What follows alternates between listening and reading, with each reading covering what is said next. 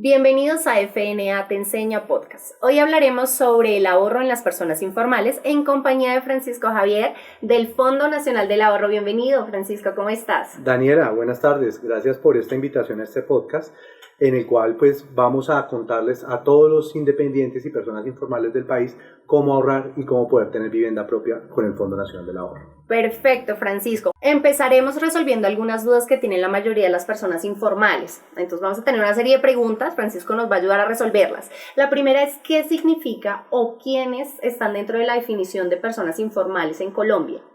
Bueno, Daniela, importante y es una población bastante amplia en el país. Los informales son todas aquellas personas que desarrollan una actividad comercial y que tienen un ingreso por esta actividad, pero que no cuentan con prestaciones sociales. En este caso, para el Fondo Nacional del Ahorro no tienen unas cesantías ni tampoco tienen prestaciones de ley. En ese orden de ideas serían, digamos, las personas que trabajan en las plazas de mercado, las personas que venden tintos, los que tienen casetas fuera en la calle, ¿verdad? Claro que sí, Daniela, son estas personas, pero adicional le puedes sumar los taxistas, les puedes sumar los tenderos, les puedes sumar las personas que de alguna forma en el día a día desarrollan una actividad y por ello reciben un ingreso de forma periódica, diaria, mensual. Estas son las personas que se catalogan como independientes. Ok, Francisco, ¿y cuáles crees que son las principales barreras a las que se enfrentan estas personas para ahorrar? ¿Y cómo crees que las pueden superar? Bueno, Daniela, aquí es importante y hay unas barreras y hay que son cuáles principalmente, digamos, tener unos ingresos bajos inestables. Entonces, estas personas tienen unos ingresos que muchas veces se consumen todo el gasto que tienen que hacer, tanto en alimentación, como en pago de arriendo, como en transporte. También sus ingresos son inestables, no tienen un ingreso regular como lo tienen las personas asalariadas o empleadas que tienen un ingreso de forma quincenal o de forma mensual. Un ingreso fijo. Un ingreso fijo. Mensual, semanal, de forma quincenal. También es importante que estas personas no tienen acceso a los servicios financieros. Entonces, a los servicios financieros formales y de esta forma pues no tienen un plan de ahorro en el cual puedan llevar sus ingresos y tener una forma de ahorrar periódicamente. También es importante la falta de cultura de ahorro. Las personas independientes a veces consumen su ingreso, lo consumen del 100% y no dejan una parte o no hacen una provisión de su ingreso y de esta forma no se genera una cultura de ahorro. Pues también nos hace falta educación financiera. Y digamos que, perdona que te interrumpa, pero digamos que eso no solamente aplica para este tipo de personas, los informales, sino también para casi toda la población. No tenemos una cultura de ahorro. Total, Daniela. Desafortunadamente, a veces queremos hacer una compra, pero no la planificamos. Y más cuando es un tema de vivienda, que es uno vivienda compra una vez en la vida, compra 2 veces en la vida vivienda, pero muchas veces no compra una tercera vivienda. Entonces esto necesita un ahorro, necesita un plan, necesita una cuota inicial y para eso debemos prepararnos. Entonces es importante esa cultura financiera, cómo sacamos la cuota inicial, cómo nos preparamos ante un crédito, cómo hacemos esa provisión de un pago, una cuota mensual y que al final nos permita tener un patrimonio. Ok, Francisco. También es importante que en los informales tenemos la falta de estabilidad laboral. Entonces, los informales tienen ingreso por un periodo, tienen ingreso, están cesantes otro periodo, vuelven y tienen. Entonces, aquí es importante cómo podemos ahorrar y evitar que esa estabilidad laboral que no la tenemos se vuelva un pero en la forma que tengamos que generar un ahorro. También los costos o los imprevistos que se generan de forma no regular no permiten que se genere una buena cultura de ahorro. ¿Qué quiere decir? Que tuvimos alguna enfermedad, que se nos presentó el pago de alguna obligación, que se nos presentó un imprevisto y pues eso, si no tenemos una cultura de ahorro, pues no nos permite poder atender una obligación financiera. Ok, perfecto, Francisco. Entonces, la siguiente pregunta que creo que va muy de la mano es ¿por qué es necesario ahorrar y cuáles son los beneficios del ahorro? Bueno, Daniela, pues esto es muy importante y esa es la invitación para todos, pues para que ahorremos, pues con nuestros ahorros que permitimos tener, pues es tener una seguridad financiera, entonces nos permite tener un ahorro para atender una eventualidad, un gasto inesperado. Entonces, esto es lo primero. Entonces, es poder tener de dónde, perdóname el argot popular, de echar mano ante cualquier eventualidad. Nos permite también alcanzar unas metas. Yo quiero tener una vivienda. Por medio de un ahorro me puedo proyectar, puedo planear cómo generar un ahorro y cómo llegar a tener una meta en un futuro. En este caso, que el Fondo Nacional del Ahorro, pues lo que promueve es la adquisición de vivienda propia. Entonces, importante poder cumplir con esas metas. Tener también una mayor flexibilidad financiera, porque en la medida que tengamos una estrategia de ahorrar, nos permite no llegar a tener préstamos que de pronto en el momento no necesitemos, y por no tener un ahorro pues recurramos a un préstamo que nos puede generar un alto costo financiero. ¿Sí? Entonces esto es importante, también nos mejora la estabilidad financiera. En la medida que nosotros podamos ahorrar, pues nos va a permitir solventar necesidades que se nos presenten en nuestra vida normal. ¿Sí? También pues nos mejora nuestra estabilidad emocional, porque pues nos va a tener una vida sin sobresaltos, ¿sí? Entonces hay veces, si estamos endeudados, pues eso nos influye en todo, nos influye en el trabajo, nos influye psicológicamente, nos influye en nuestro diario vivir. Entonces esto es una forma de cómo nos preparamos pues para afrontar nuestro día a día. Nuestro día a día, es verdad. Bueno, hay otro tema que yo creo que nos surge a todos, y es cómo saber o cómo establecemos un plan de ahorro que sea de manera correcta. Bueno, pues Daniela, esto es importante. Aquí siempre nos tenemos que nosotros fijar unos objetivos, como todo en la vida. Tenemos que saber qué quiero, y para saber ese quiero, pues tengo que fijarme esa meta y tengo que organizar un presupuesto de ahorro. ¿Cómo lo hago mes a mes, quincenal, semestral, que me lleve a cumplir con esa meta que yo me propuse? Entonces eso lo tenemos que tener como claro, cuál es mi meta y para dónde voy. ¿Cuáles son los objetivos? Sí, y de la mano pues tenemos que establecer un presupuesto. Como lo decía, ese presupuesto, dependiendo cómo llegue mi flujo de caja, cómo sea mi ingreso, entonces organizo mi presupuesto y destino una parte de ahorro para cumplir con esa meta. También es importante pues que reducimos los gastos.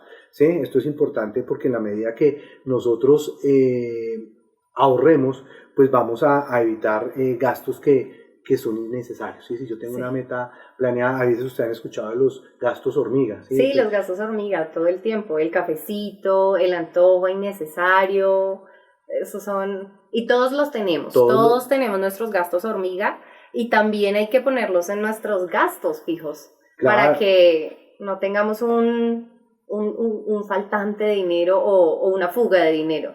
Como tú lo acabas de decir, tampoco es decir que no voy a dejar de hacer algo que me gusta, pero sí tenerlo planeado, sí tenerlo organizado y tenerlo presupuestado.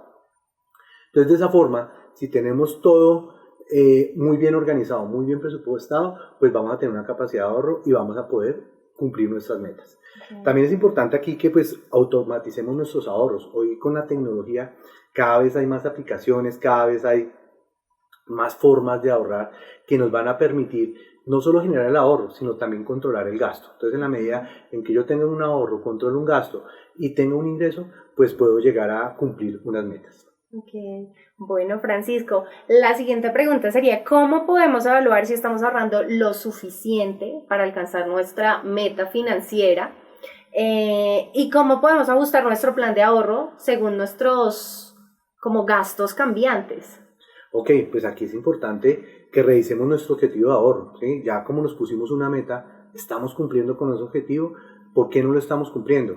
¿Sí? Si lo estamos cumpliendo, ¿será que puedo hacer un esfuerzo adicional y de pronto cumplir esa meta antes de tiempo? Si no lo estoy cumpliendo, revisar el por qué. Sí, es importante revisar el por qué no lo estamos cumpliendo. También es importante que uno puede a un plan hacerle ajustes. Entonces el plan, si no lo estoy cumpliendo, puedo llegar a ajustarlo, pero siempre pensando en que tengo un objetivo. Importante hacer el seguimiento a los gastos, ¿no? Entonces, como lo hablamos anteriormente, no solo los gastos hormiga, los gastos que tenemos, debemos siempre tener un ingreso y hasta qué parte de ese ingreso yo puedo tener un gasto. Entonces, es importante que nos fijemos un porcentaje de gasto y tener cumplimiento de ese gasto. También aquí es importante saber cuánto podemos ahorrar, ¿sí? Porque no puede ser que yo todo mi ingreso lo dedique al ahorro, no puede ser que todo el ingreso lo tenga gasto. Entonces también tenemos que saber cuánto es lo que nosotros podemos llegar a ahorrar. Revisar también nuestras inversiones. Es importante pues saber qué parte de nuestro ahorro lo vamos a invertir, cuáles son nuestras metas o nuestros ahorros y nuestros gastos tanto al corto como a largo plazo. O sea, es importante tenerlos bien definidos y siempre pues tener un plan ajustado a nuestro ingreso. Entonces, nuestro ingreso si es mensual, entonces tener un ahorro mensual, si es semestral, pues tener un ahorro semestral. Entonces tiene que ir empatado tanto el ingreso como nuestro gasto, tienen que ir empatado en nuestro plan de ahorro. Ok, Francisco. ¿Tú qué herramientas crees que existen o qué estrategias para incentivar el ahorro? ¿Qué estrategias existen hoy para incentivar el ahorro? Bueno, muy importante este tema. Yo creo que una primera estrategia siempre es tener la meta. Como ya lo dijimos anteriormente, eso es lo primero, saber qué es lo que quiero. Y para cualquier meta que nosotros tengamos, pues tener un plan. Eso es lo importante. Hoy vuelvo y digo como basarnos en las herramientas tecnológicas que nos permiten controlar ese ahorro. Y también importante es pues traer sus cesantías y traer los ahorros voluntarios al Fondo Nacional del Ahorro y cumplir más rápidamente el sueño de tener vivienda propia. Francisco, ahora te quiero preguntar, desde el Fondo Nacional del Ahorro, ¿qué estrategias o qué herramientas existen para incentivar el ahorro? Bueno, Daniela, importante esa pregunta y quiero contarte que en el Fondo Nacional del Ahorro, a todos los independientes, contratistas, informales, pues tenemos un producto novedoso que nos permite cumplir con el sueño de tener vivienda propia. ¿Cuál es? El ahorro voluntario contractual. ¿Y el ahorro voluntario contractual qué es? Es principalmente generar un ahorro o un ahorro programado que lo puedo hacer en un plazo de un año. ¿Qué debo ahorrar? Debo ahorrar un mes de ingreso. Entonces, de esta forma, lo voy a colocar a manera de ejemplo para que nos quede mucho más fácil de entender. Si tenemos un ingreso de 2.400.000 pesos mensuales, yo puedo ahorrar ese monto en un año. ¿Y cómo lo ahorro? De a 200.000 pesos mensuales. Entonces, al cabo de los 12 meses, voy a tener 2.400.000. Pero ¿qué pasa? Si yo soy un contratista, si yo soy una persona que ya cuento con los recursos, lo puedo hacer en un solo pago, lo puedo hacer en 2 cuotas, 3 cuotas, y automáticamente cuento con el ahorro en el Fondo Nacional del Ahorro habilitado. ¿Para qué? Para poder acceder a financiación de crédito hipotecario o leasing habitacional y así cumplir con el sueño de tener vivienda propia. Francisco, ¿y cómo desde el Fondo Nacional del Ahorro pueden medir la capacidad de pago de las personas informales? Daniela, es una pregunta muy importante y te quiero comentar que desde el Fondo Nacional del Ahorro nosotros viabilizamos a los informales y a las personas independientes que no tienen cómo sustentar una operación de crédito. ¿Y cómo lo hacemos? Lo primero, generamos por medio de nuestro ahorro voluntario contractual, que es un contrato, como lo dice, un compromiso de pago que hace el mismo cliente con el Fondo Nacional del Ahorro. ¿Cómo hace ese compromiso? Mediante un ahorro. El mismo coloca cuánto puede ahorrar mensualmente. Con este ahorro mensual, este ahorro que realiza de forma mensual, lo vamos a convertir nosotros en su capacidad de pago. Entonces, si pudo cumplir con un ahorro, posteriormente va a poder cumplir con una cuota de su crédito hipotecario. Entonces, de esta forma, nosotros viabilizamos mediante el ahorro la opción de tener vivienda propia y más bien financiada por el Fondo Nacional del Ahorro. Muchísimas gracias, Francisco, por esta información tan valiosa y esperamos encontrarnos nuevamente en otro espacio para más tips. Daniela, muchas gracias por la invitación a tu podcast y bueno, invitamos a todos los informales e independientes para que se unan al Fondo Nacional del Ahorro mediante el ahorro voluntario contractual y puedan cumplir su sueño de tener vivienda propia. Muchas gracias para todos. Eso fue todo por hoy, muchas gracias por acompañarnos. Recuerden seguirnos en nuestras redes sociales, Instagram, Twitter y YouTube, FNA Ahorro y Facebook Fondo Nacional del Ahorro. Nos vemos en un próximo podcast donde aprenderemos de educación financiera.